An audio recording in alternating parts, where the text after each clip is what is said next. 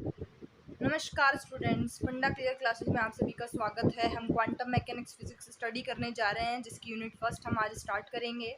तो सबसे पहले हम देखेंगे ओरिजिन ऑफ क्वांटम मैकेनिक्स, क्योंकि हमें ये तो जानना पड़ेगा कि सेकेंड ईयर में हम क्लासिकल फिजिक्स पढ़ रहे थे, उससे हम डायरेक्ट क्वांटम मैकेनिक्स फिजिक्स पे कैसे आ गए। कुछ तो ऐसा हुआ होगा कि हमें क्वांटम मैकेनिक्स की ज़रूरत पड़ी, क्लासिकल फिजिक्स उसके लिए सफिशिएंट नहीं थी। तो 19th सेंचुरी से पहले तो हम क्या करते थे, जितनी भी हमारे नेचुरल इंसिडेंट होते थे, जो भी हमारे पास नेचुरल इंसिडेंट होते थे, उन सबको अपन क्लासिकल फिजिक्स से डिफाइन करते थे। ठीक है, क्लासिकल फिजिक्स से डिफाइन करते थे, क्लासिकल फिजिक्स के द्वारा उनको समझाया जाता था। तो अपन न्यूटन और मैक्सवेल जो है, न्यूटन एंड मैक्सवेल इक्वेशन, ठीक है, इन दोनों की इक्वेशंस काम में लेते थे। ठीक है, किसको समझाने के लिए, जो भी 19th सेंचुरी से पहले अपने पास नेचुरल इंसिडेंट होते थे, उन सबको, जो भी प्राकृतिक घटनाएं अपने पास घटित होती थी, उन सभी को समझाने के लिए अपन न्यूटन और मैक्सवेल इक्वेशन का यूज़ करते थे। तो न्यूटन जो है, न्यूटन से तो अपन कण की गति के, पार्टिकल्स की गति, पार्टिकल्स की मोशन, कण की गति का अध्ययन करते थे न्यूटन की इक्वेशन से। और मैक्सवेल से विद्युत चुंबकीय तरंगे, इलेक्ट्रोमैग्नेटिक वेव्स का अध्ययन करते थे। ठीक है, इलेक्ट्रोमैग्नेटिक वेव्स की स्टडी करते थे। ठीक है, तो 19th सेंचुरी के बाद जैसे अपन 20th सेंचुरी के अंदर आते, क्योंकि उस टाइम बहुत सारे साइंटिस्ट अलग अलग फील्ड में काम कर रहे थे, तो फिर वो उन्होंने ऐसे फैक्ट्स अपने पास में प्रस्तुत करे कि उन्होंने जो 20th सेंचुरी में ऐसे फैक्ट्स आए कि जिनको समझाने के लिए अपने पास जो क्लासिकल फिजिक्स है, क्लासिकल फिजिक्स सेटिस्फाई नहीं उनको नहीं कर पाई, उनको संतुष्ट नहीं कर पाई, उनको समझाने के लिए सफिशिएंट नहीं थी, तो हमें क्वांटम मैकेनिक्स की ज़रूरत पड़ी। ठीक है, तो क्वांटम मैकेनिक्स की ज़रूरत पड़ी अपने को। अब अपन एक छोटा सा डिफरेंस इन दोनों के बीच में देख लेते हैं। ठीक है, क्लासिकल फिजिक्स और क्वांटम फिजिक्स। ठीक है, तो क्लासिकल फिजिक्स में अपन बहुत बड़े पार्टिकल्स की बात करते हैं, बहुत बड़े यानी बड़े, नॉर्मल बड़े या बहुत बड़े, दोनों। ठीक है, बहुत बड़े पार्टिकल, ठीक है, बिग पार्टिकल्स की स्टडी करते हैं, बिग पार्टिकल्स। ठीक है, बिग पार्टिकल्स की स्टडी करते हैं क्लासिकल फिजिक्स में। अपन बड़े पार्टिकल्स, बिग पार्टिकल्स की स्टडी करते हैं, जिनकी वेलोसिटी जो होती है बहुत ही ज़्यादा कम होती है अपने पास लाइट के वेलोसिटी से। ठीक है, तो उनके बारे में स्टडी करते हैं अपन। और वो पार्टिकल्स जो बहुत छोटे होते हैं, स्मॉल पार्टिकल्स, ठीक है, सूक्ष्म कण, या फिर अपने पास स्मॉल पार्टिकल्स सूक्ष्म कण अपने पास, या छोटे कण, सूक्ष्म कण, उनकी स्टडी अपन क्वांटम फिजिक्स में करेंगे। ठीक है, उनकी स्टडी क्वांटम फिजिक्स में करते हैं। और उनकी वेलोसिटी जो होती है अप्रॉक्स होती है अपने पास में लाइट की वेलोसिटी के लगभग बराबर होती है। इन सूक्ष्म कणों, इन स्मॉल पार्टिकल्स की वेलोसिटी लाइट की वेलोसिटी के लगभग बराबर होती है, प्रकाश के वेग के लगभग तुल्य होती है। ठीक है, तो इनका अपन क्लासिकल फिजिक्स में बहुत बड़े पार्टिकल्स की स्टडी करते हैं, जिनकी वेलोसिटी लाइट की वेलोसिटी से बहुत कम होती है। और क्वांटम फिजिक्स में अपन स्मॉल पार्टिकल्स की स्टडी करते हैं, जिनकी वेलोसिटी लगभग इक्वल्स टू अप्रॉक्स होती है अपने पास प्रकाश के वेग लाइट की वेलोसिटी के। ठीक है, तो क्वांटम फिजिक्स और क्लासिकल फिजिक्स। तो ओरिजिन अपना इसीलिए हुआ कि कुछ महत्वपूर्ण तथ्य थे, कुछ महत्वपूर्ण प्रायोगिक तथ्य जिनको चीर सम्मत भौतिकी द्वारा नहीं समझाया जा सका। Some important experiment facts that can not explain by classical physics. ठीक है, कुछ महत्वपूर्ण तथ्य, महत्वपूर्ण तथ्य, सम इम्पोर्टेंट फैक्ट्स, जिनको अपन किससे नहीं समझा पाए, क्लासिकल फिजिक्स से। अपने पास black body effect, black body effect, Compton effect, Compton effect. ठीक है, अपने पास पेयर प्रोडक्शन,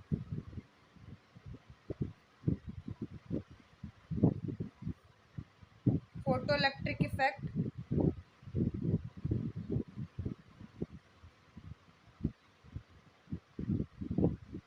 ठीक है, तो अपने पास कुछ ये थे ईटीसी, जिनको ब्लैक बॉडी इफेक्ट या ब्लैक बॉडी एनर्जी डिस्ट्रीब्यूशन कुछ भी बोल सकते हैं अपन। ठीक है, ब्लैक बॉडी इफेक्ट या ब्लैक बॉडी एनर्जी डिस्ट्रीब्यूशन कुछ भी बोल सकते हैं अपन। तो कुछ महत्वपूर्ण तथ्य, सम इम्पोर्टेंट फैक्ट्स अपने पास, black body effect, Compton effect, pair production, photo electric effect, इन सभी को अपन चीर समझ भौतिकी द्वारा नहीं समझा पाए, इसीलिए हमें एक नई यांत्रिकी की आवश्यकता पड़ी जिसे क्वांटम यांत्रिकी बोलते हैं। ठीक है, अब इन दोनों की एग्जैक्ट डेफिनेशन मैं एक बार बोल देती हूँ। क्लासिकल फिजिक्स, क्लासिकल फिजिक्स, ठीक है, और अपने पास क्वांटम,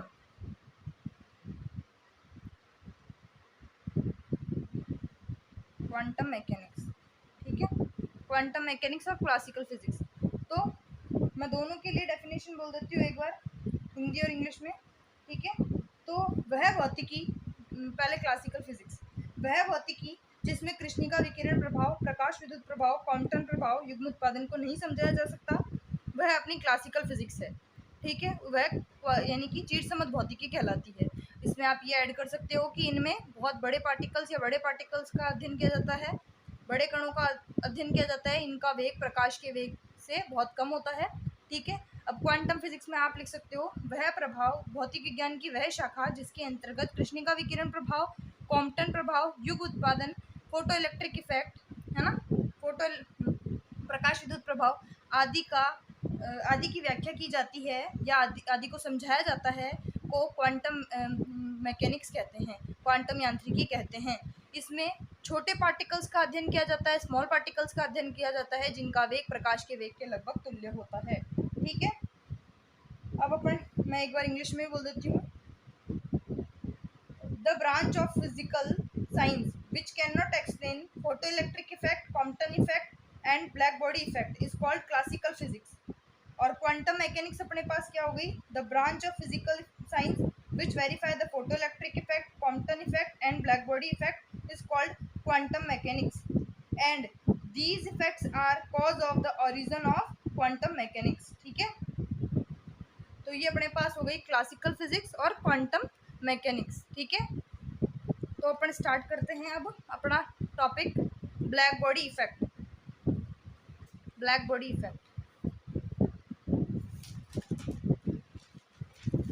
ब्लैक बॉडी इफेक्ट, ठीक है।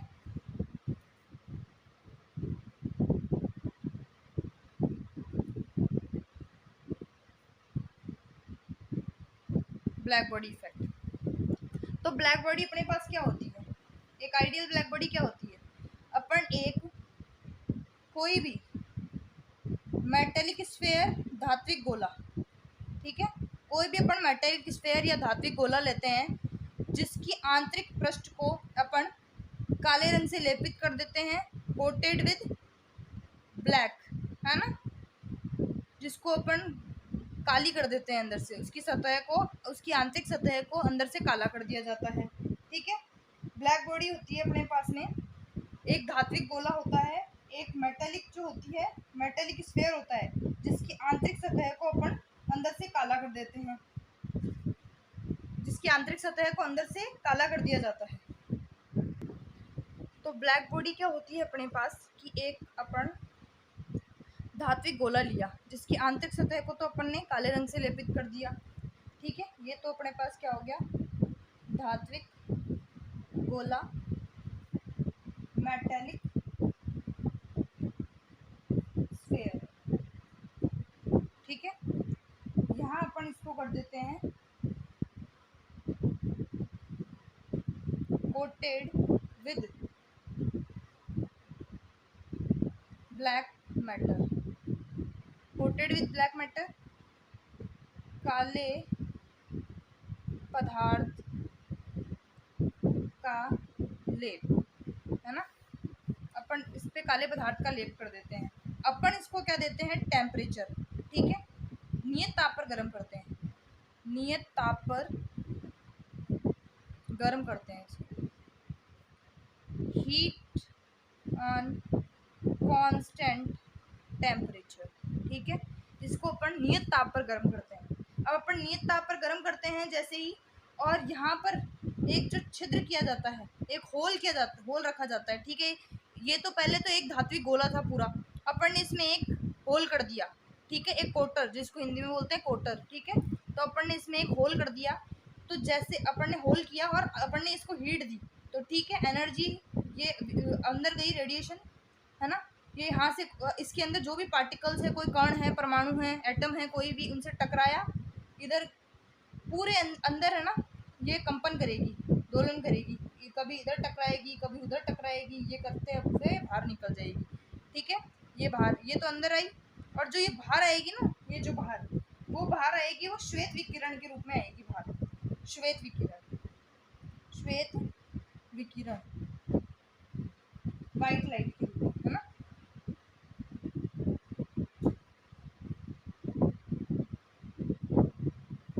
White light radiation, white light radiation, ठीक है। ये अंदर गई, अपने यहाँ से टकराई, परमाणु, अणुओं, एटम, यानी एटम से कोई पार्टिकल है उनसे टकराई, एनर्जी दी, वो पार्टिकल जाके टकराए दूसरी दीवार की, इस गोले के अंदर ही, इस गोले के अंदर, स्फीयर के अंदर किसी दूसरी सतह से टकराए, ठीक है, किसी दूसरी सरफेस से टकराए, पूरे इसके अंदर टकरा के बाहर आ गए। तो यहाँ पे जो होता है ना, अब अपन देखते हैं ब्लैक बॉडी क्या होती है। तो पूरा प्रोसेस समझाया मैंने। ब्लैक बॉडी अपनी होती है आइडियल ब्लैक बॉडी, जो निम्न ताप पर सभी तरंग दैर्ध्यों को अवशोषित करे और उच्च ताप पर उन्हीं तरंग दैर्ध्यों को उत्सर्जित करे।